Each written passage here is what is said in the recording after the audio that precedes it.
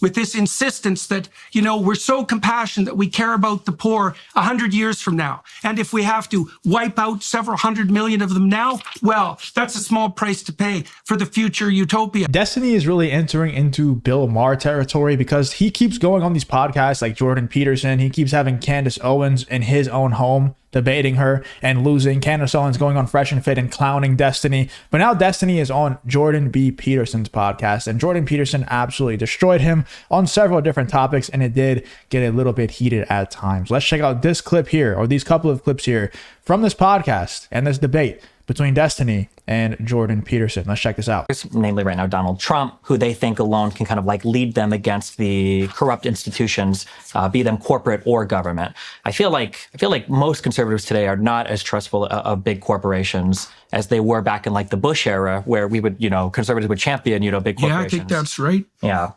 That's a strange thing because it makes the modern conservatives a lot more like the 60s leftists. Potentially, yeah. That brings us into the issue, too, of whether the left-right divide is actually a reasonable way of construing the current political landscape at all. And I'm not sure it is, but...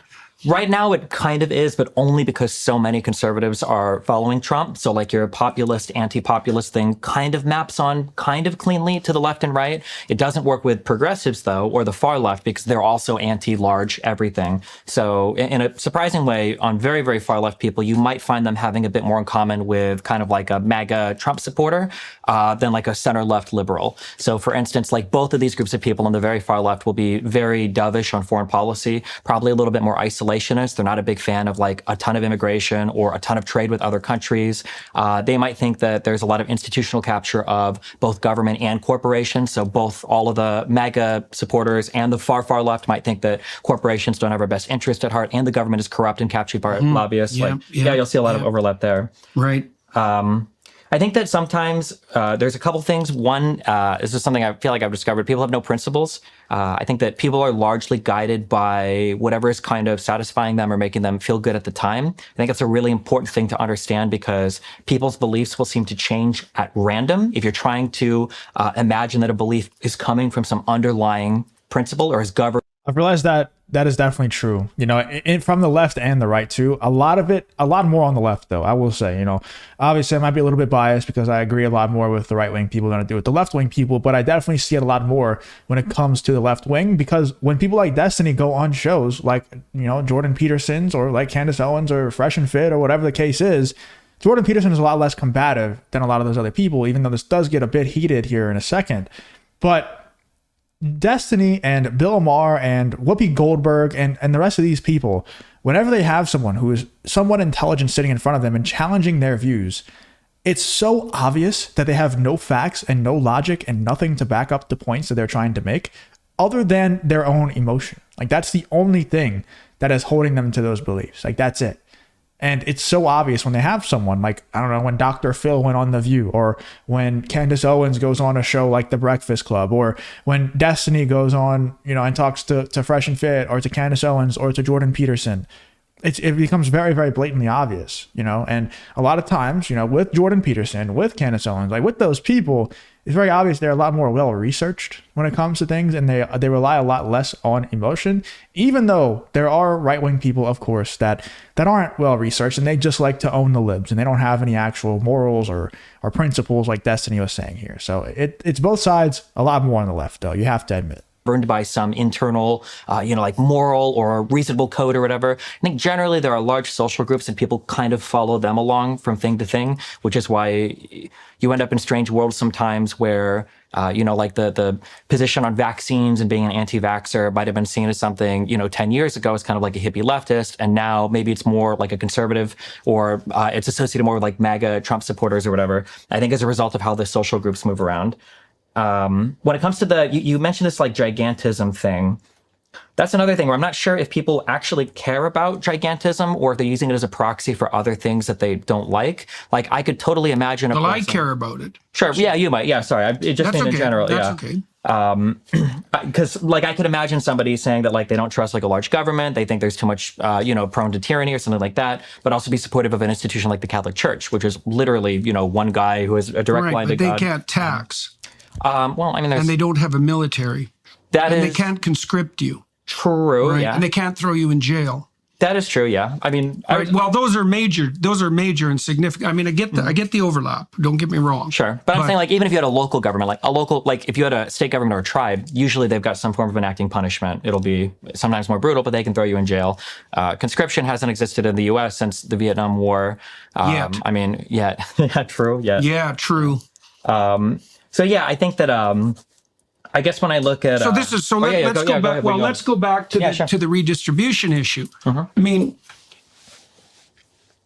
we pay 65% of our income at, say, upper middle class to upper middle class level in Canada. It isn't obvious to me at all that money is well used. In fact, quite the contrary. That's nuts that they pay that much in tax. It's nuts how much we pay in the United States. 65% is nuts. And then when you factor in what Jordan Peterson is saying here, that it's not obvious to him and a lot of other people in Canada that the money is used wisely, that the money is used well to improve the nation of Canada. And you can say the same thing about the United States as well. You know, it's a lot of our tax money, a lot of our tax dollars go to the foreign aid and stuff that we don't have any say in. I mean, I guess we can vote on these things, but you know, a lot of times we don't have any say in, like, you know, when it comes to Ukraine and stuff, like they just started sending billions and billions of dollars over there without us being able to say no. You know, we had no say in it, and that's our tax dollars. It's nuts, man. It always blows me away how much we actually get taxed in the Western world. And now we get into the section where it gets a bit heated, or very heated, between Jordan Peterson and Destiny. And Destiny kind of just gets absolutely obliterated here. Let's check out this clip here from Jordan Peterson and Destiny. Deniable. We have no idea what the impact is from. We don't know where the carbon dioxide is from. We can't measure the warming of the oceans. We have terrible temperature records going back 100 years. Almost all the terrestrial temperature detection sites were first put outside urban areas, and then then you have to correct. Then you have to correct for the movement of the Nervous drink of water from Destiny as he's getting cooked. urban areas, and then you introduce an error parameter that's larger than the purported increase in temperature that you're planning to measure. This isn't data. This is guess. And there's something weird underneath it. There's something weird that isn't oriented well towards human beings underneath it. It has this guise of compassion. Oh, we're going to save the poor in the future. It's like that's what the bloody communists said.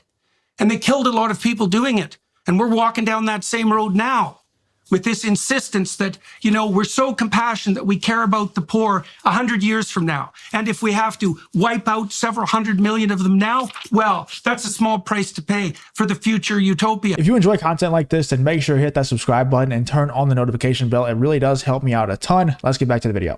And we've heard that sort of thing before. And the alternative to that is to stop having global level elites plot out a utopian future or even an anti-dystopian future. And that's exactly what's happening now with organizations like the WEF. And if this wasn't immediately impacting the poor in a devastating manner, I wouldn't care about it that much, but it is. You know, I watched over the course of the last 5 years, the estimates of the number of people who were in serious danger of food privation rise from about 100 million to about 350 million. That's a major price to pay for a little bit of, what would you say, for progress on the climate front that's so narrow it can't even be measured. I don't think the increase in hungry people on the planet is because of climate policies. Why not? Because I don't think that countries in Africa are being pushed away from fossil fuels. I mean, most developing Of course nations they are. They can't even get loans from the World Bank to pursue fossil fuel development. And there's plenty of African leaders who are screeching at the top of their lungs about that because the elites in the West have decided that, well, it was okay for us to use fossil fuel so that we wouldn't have to starve to death and our children had some opportunities. But maybe the starving masses that are too large a load for the world anyways shouldn't have that opportunity.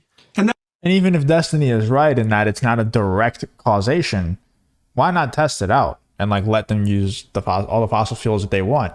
Because it's obviously not making much of a difference in the climate change front. So why not just test it out? You know, what's the worst that could happen? It's not like we're making much progress by limiting it. So I don't know. Let me know in the comments if you agree or disagree with that. That's direct policy from the UN, fostered by organizations like the WEF. They're going to have to turn to renewables.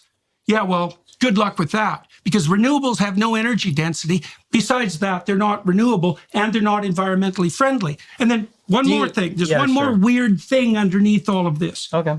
Well, let's say if carbon dioxide was actually your bugbear and it was genuine. Well, then why wouldn't the Greens, for example, in Africa, the progressives, be agitating to expand the use of nuclear energy? Especially because Germany has to import it anyways, especially because France has demonstrated that it's possible. We could drive down the cost of energy with low-cost nuclear, and there'd be no carbon production. And then the poor people would have something to eat because they'd have enough energy. And that isn't what's happening. And that's one of the things that makes me extremely skeptical of the entire narrative. It's like two things. The left will sacrifice the poor to save the planet. And the left will deindustrialize even at the nuclear level, despite the fact that it devastates the poor. And that's even worse, because if you devastate the poor and you force them into a short-term orientation, in any given country where starvation beckons, for example, they will cut down all the trees and they will kill down all the animals and they will destroy the ecosphere. And so even the sad part about all of this is that Jordan Peterson is completely correct, and people like Destiny don't really care. And like Destiny, he might have some facts to back up his points and why he disagrees with Jordan Peterson here, but most leftists, 99% of leftists, do not have any facts to dispute anything that Jordan Peterson is saying right here, or anything that any right-wing person would be saying the same thing as Jordan Peterson. They don't have any facts. All they know is my side believes in climate change. My side believes that we need to stop the climate change. And if anyone opposes me, they are wrong because I said so. And if they do try to combat me, then they are just a bigot. They are racist. They are sexist. They are whatever the case is. You know, they're just gonna throw out those buzzwords at you, and that's all they have. They don't have any facts to back up what they're saying. Anyway, let me know what you guys think about this Destiny appearance on Jordan Peterson's podcast. What do you think about the debate? Do you think that Destiny won? Do you think Jordan Peterson won? Let me know in the comments. I think it's pretty obvious that Destiny got cooked here. I mean, Jordan Peterson is just spouting off fact after fact, and Destiny really just has nothing to say. I mean, he's just sitting there taking it because he has no rebuttal. He just has no. There is no rebuttal to this. It's straight up facts coming to Destiny, you know? So let me know in the comments what you think about this Destiny appearance over on the Jordan Peterson podcast, and Jordan Peterson destroying Destiny over on this heated debate. Let me know in the comments what you're thinking about this whole situation. If you did enjoy the video, please leave a like, subscribe, all that good stuff, and I hope to see you guys on the next one.